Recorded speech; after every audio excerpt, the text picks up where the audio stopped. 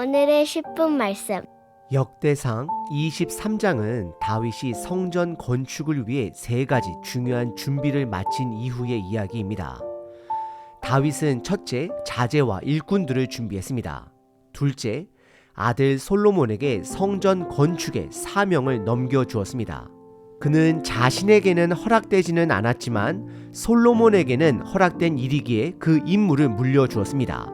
셋째, 지도자들에게 당부했습니다. 이전에 자신을 도왔던 것처럼 이제는 솔로몬을 도와 성전 건축을 함께 이루어야 한다라고 말합니다.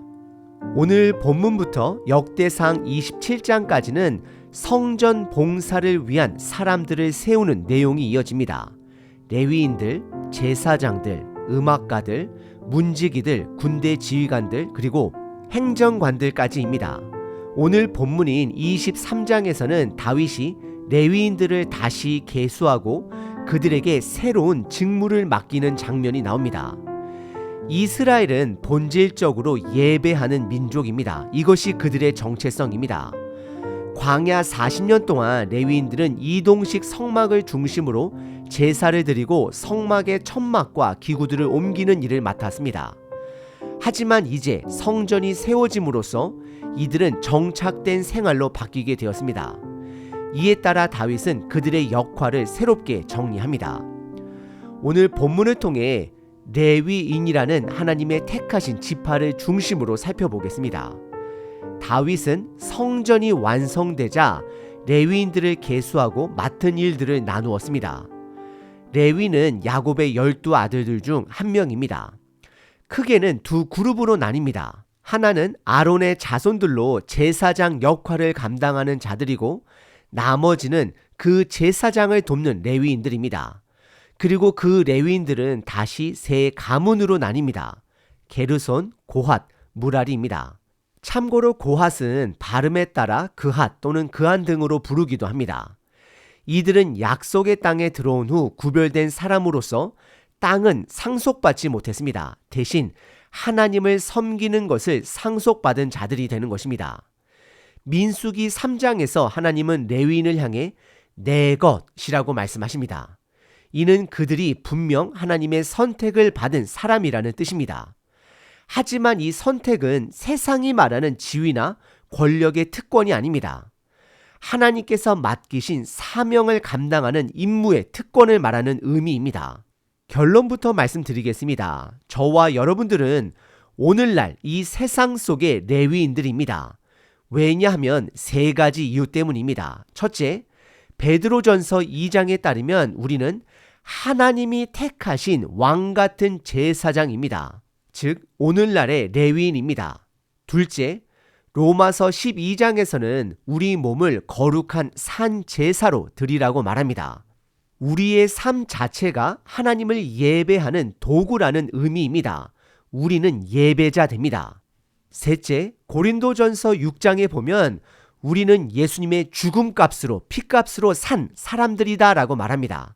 다시 말해 우리는 더 이상 우리 자신의 것이 아니라는 것입니다. 이 모든 내용은 결국 우리가 하나님의 소유된 자로 구별된 삶을 살아야 한다는 뜻입니다. 오늘 본문을 통해 우리에게 맡겨진 사명을 회복해야 함을 기억하시길 바랍니다. 오늘 본문은 세 부분으로 나누어 볼 수 있습니다. 첫째, 예배 조직을 세우는 장면입니다. 둘째, 레위인의 세 가문이 소개됩니다. 셋째, 이들에게 주어진 성전 직무가 확장됩니다. 먼저 1절서부터 5절까지입니다. 다윗은 예배를 위한 조직을 세웁니다. 그 시작은 왕권의 전환에서 나타납니다. 1절에 보시면 다윗이 나이가 많아 생애가 마무리되어 갈 무렵 그는 아들 솔로몬을 공동 섭정으로 세웁니다. 나라를 함께 이끄는 사람이 된 것입니다. 이 장면에서 우리는 다윗이 늙었어도 하나님 나라에 대한 열정만큼은 분명히 살아있다라는 사실을 발견합니다. 2절에서 다윗은 온 백성과 지도자들을 모읍니다.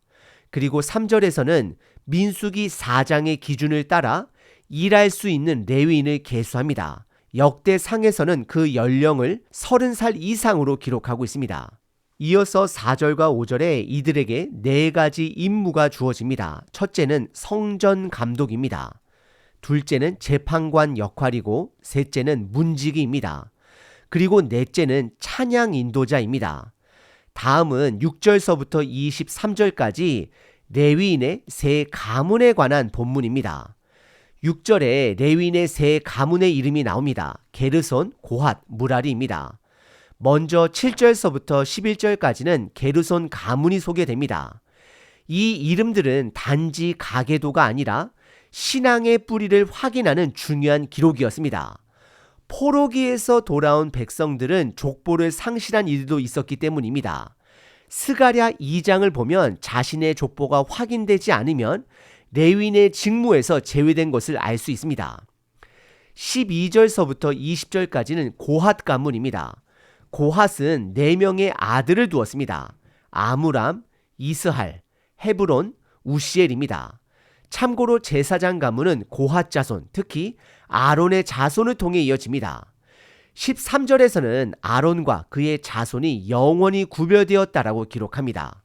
이는 하나님이 이스라엘 전체 지파 중 레위인을 따로 구별하셨고 또 그 중에서 아론과 그 후손은 제사장으로서 다시 구별하셨다라는 의미입니다.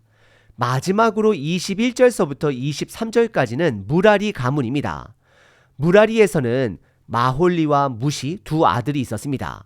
이 족보는 단순한 혈통의 기록이 아닙니다. 하나님 앞에서 봉사 자격과 정체성을 드러내는 순종의 기록이었습니다.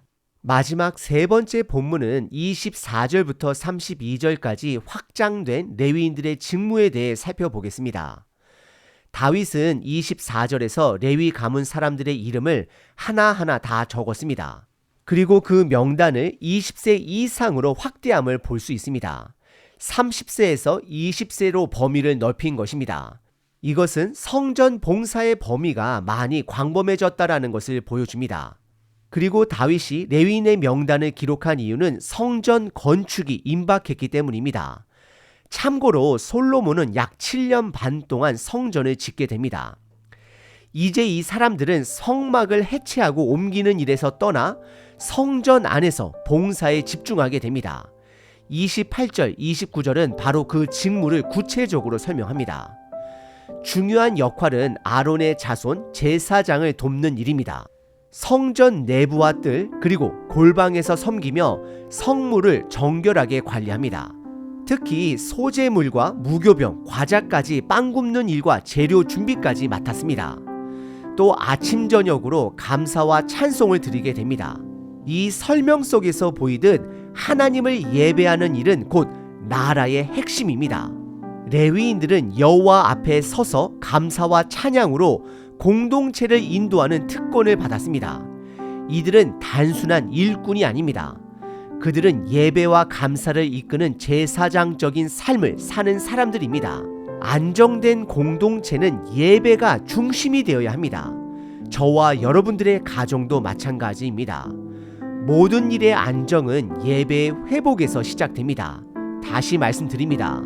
모든 일의 안정은 예배 회복에서 시작됩니다.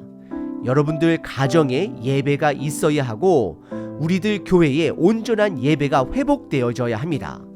그리고 그 예배는 일부 사람만이 아니라 리더만의 몫이 아닙니다. 온 레위인들 곧 하나님의 백성이 함께 해야 한다는 점을 기억하셔야 합니다. 저와 여러분들은 이 시대에 구별된 레위인들입니다. 아멘. 항상 기뻐하라. 쉬지 말고 기도하라. 범사에 감사하라.